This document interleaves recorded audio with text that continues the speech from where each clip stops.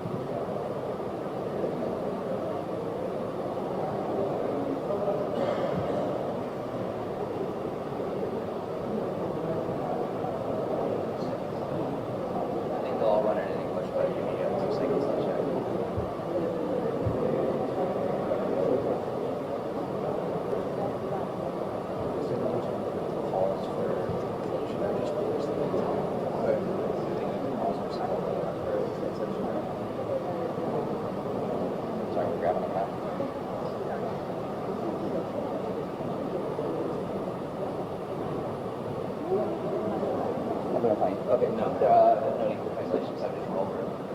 All right, next one. Ah. See if they told me. Not yet. I imagine soon, but they're probably the last final. Right.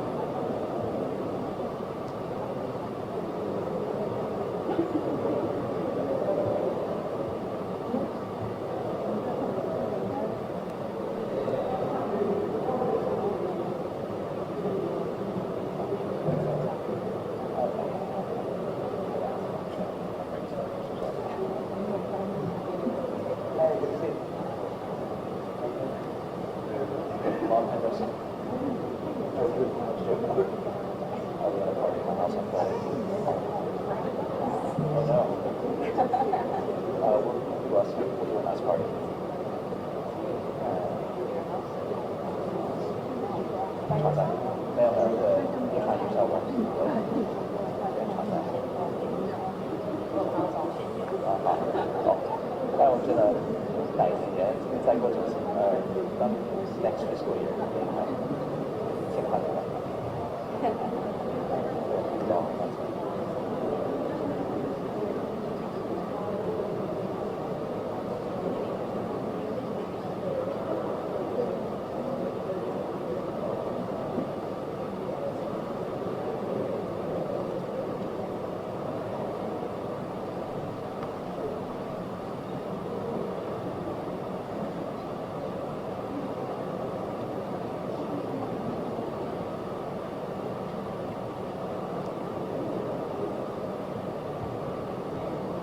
我刚收到的最新消息，总统已经结束了接见，访团预计在1分钟后即将抵达我们的现场。The delegation is about to arrive in a minute. Thank you.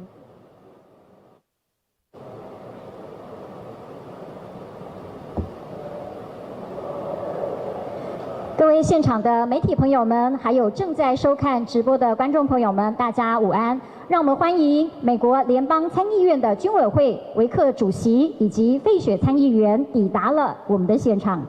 Good afternoon, everyone. Thank you for being here today. Please join me in welcoming Senator Roger Wicker, Chairman of the Senate Armed Services Committee, and Senator Deb Fischer to the presidential office today. 稍后即将进行的谈话会将会是由国安会的吴钊燮秘书长以及 AIT 古立言古处长一起陪同。We're also joined today by Secretary General 钊燮 Joseph Wu of the National Security Council and Director Raymond Green of the American Institute in Taiwan. Let's welcome Secretary General Wu for his opening remarks. Director Ray Green of the American Institute in Taiwan, members of the press corps, good afternoon. I'm super honored to introduce you to very distinguished and very important visitors to Taiwan. First is Senator Roger Wicker. He is the chairman of the Senate Armed Services Committee, and also Senator Deb Fischer. She's a very senior member of the Armed Services Committee of the Senate. And at the same time, she's also serving as the chair of the committee, of the subcommittee on strategic forces. And I know you are all very eager to hear them, and they will give their respective remarks. And after that, they will also entertain a couple of questions from the audience. Now I would like to invite Senator Roger Wicker to say his remarks, which will be followed by Senator Deb Fischer. Thank you. Thank you very much, Minister, and I very much appreciate the opportunity to be here. Senator Fischer and I just completed a very comprehensive and meaningful discussion with the President, and I can't tell you how much that means to me personally and how much it means to our constituents back in the United States of America. The friendship between Taiwan and the United States is strong, it's long-lasting, and its future is bright. We come here today at a time of great importance and actually great danger, not only in this region but worldwide. Those of us who represent freedom and democracy and self-determination are faced with the most dangerous security moment since World War II. There is an axis of aggression that threatens the freedom of many people around the world.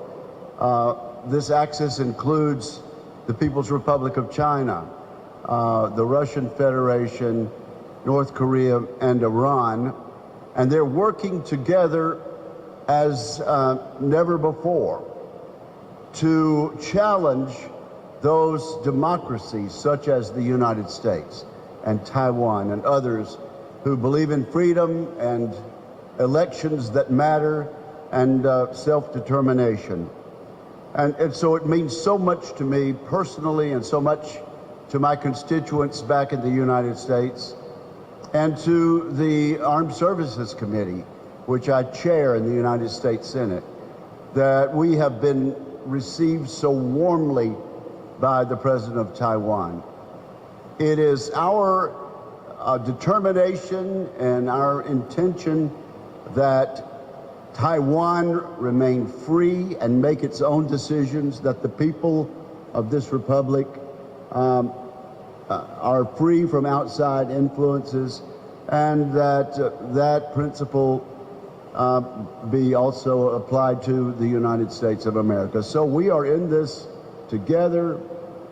We're longtime friends, and part of maintaining the freedoms that we have is enhanced cooperation militarily, enhanced cooperation with our defense industrial base, making the best use of those funds. I'm delighted to say that the United States appreciates the goal of this great president to move to over 3% of the economy being spent on national defense by next year and some 5% by the end of the decade. That is my goal as chairman of the Armed Services Committee, and it's something I hope I can convince my colleagues in the Congress and also in the administration to do. But this is also just a moment to pause and recognize the great achievements of this great country, to say that we want you to succeed militarily, but also we are so impressed with your economy.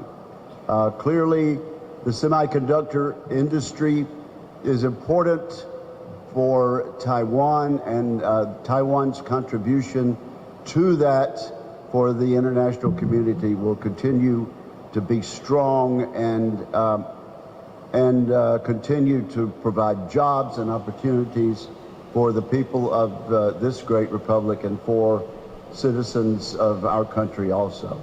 It's wonderful to be here, and my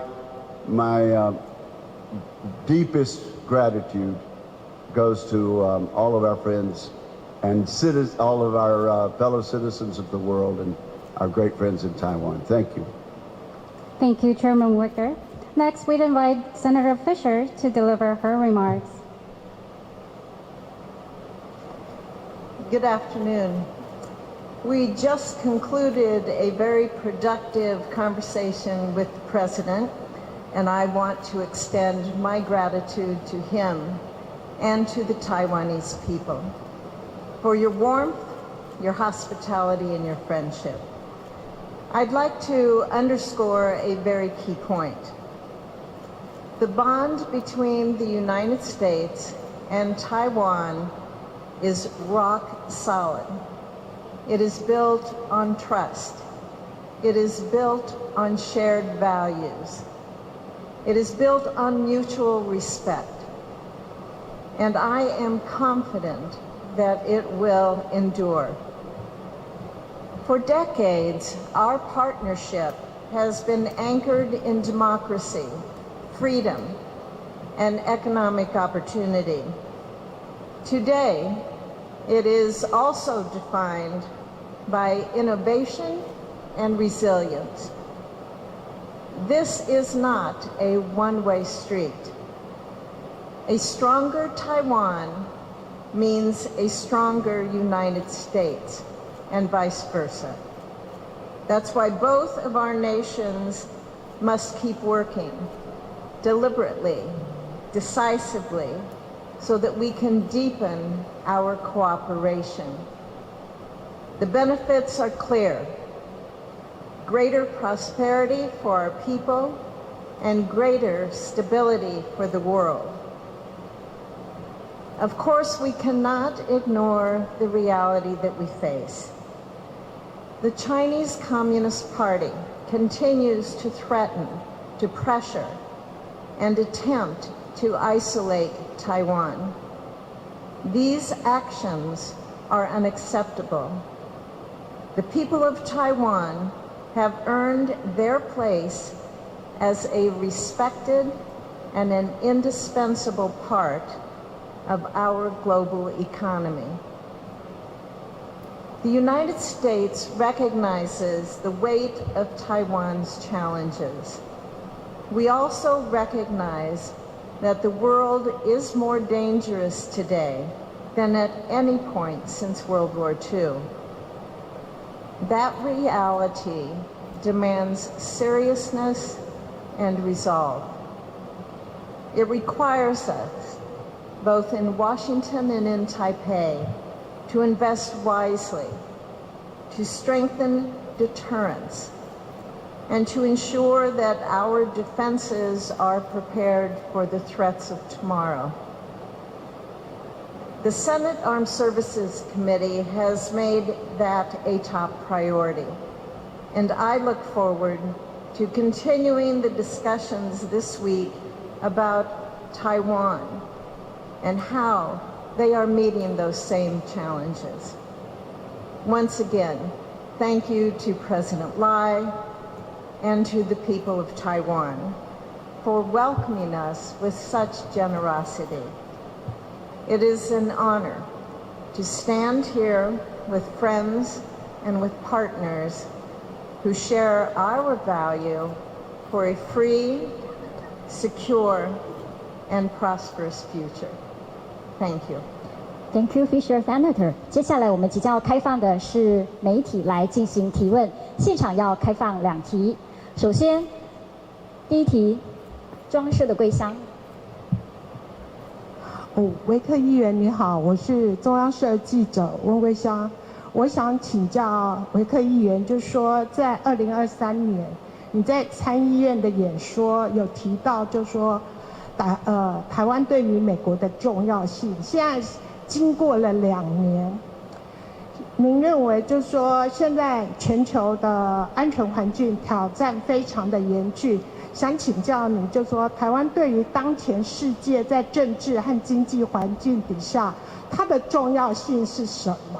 另外呢，就是近期有一些说法，认为说台湾不需要美国的安全协助，甚至于把台湾追求民主，认为说是对中国的一种挑衅。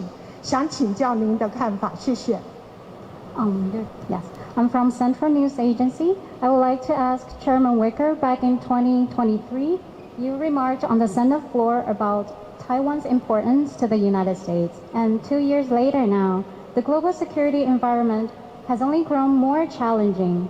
How do you see Taiwan's importance economically and politically in today's world?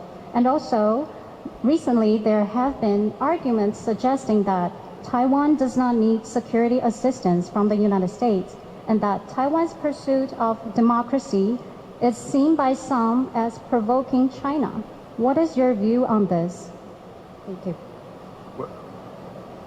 As to the second point, of course, it's nonsense to suggest that self-determination and democracy is a threat to world peace.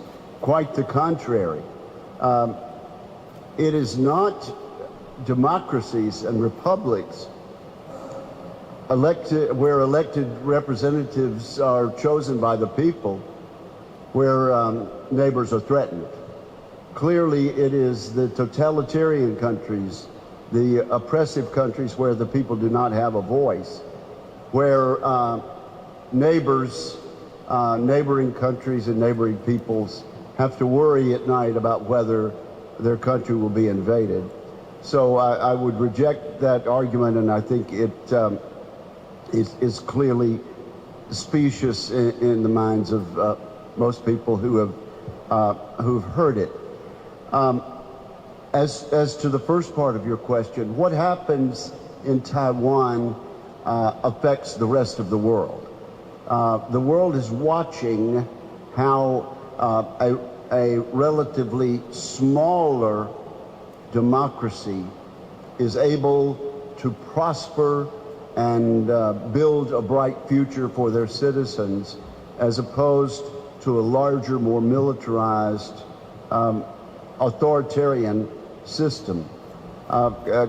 Clearly, it has been shown over time that open societies with free markets, such as our friends in Taiwan, succeed better for the people living there, raising their families there, and trying to earn a living and hand it off to future generations.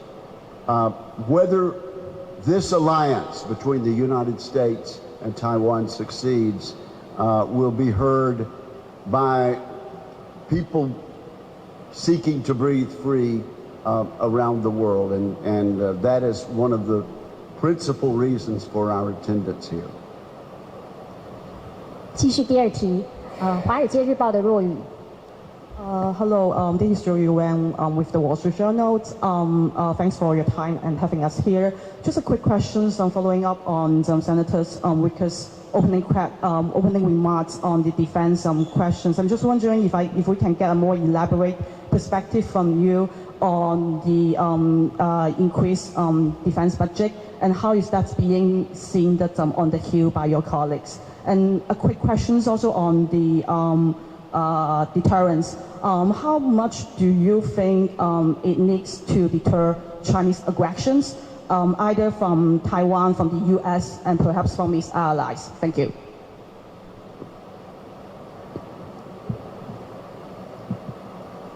We've been told for several years now by the top generals, by the top national security experts in our country and around the world, that communist China is the pacing threat of the United States of America. And I believe that. So that's one of the reasons that our defense buildup has to take place. It's one of the reasons that I hope we can convince our two parties back in the United States to move forward in a unified way to build up what we look back to from decades ago when President Ronald Reagan said he stood for peace through strength. No country has ever gotten into a war because they were too strong, because they were too able to defend themselves. On the contrary, even in our country, war has come when we let our guard down, when we thought that peace would always remain, and we did not pay attention to mounting threats. So my determination is that we be so strong that no one will attempt to challenge the peace, whether that be in Europe, as it's being challenged now in the Middle East, or here in the Pacific. Thank you, Chairman. 接下来我们要有请工作人员先协助，让我们搬移讲台，以方便我们即将要进行大合照。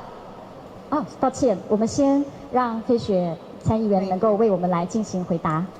If I could add to your question there, this next week when we return to the United States Senate under the leadership of Chairman Wicker, we'll be taking up on the floor of the Senate the National Defense Authorization Act.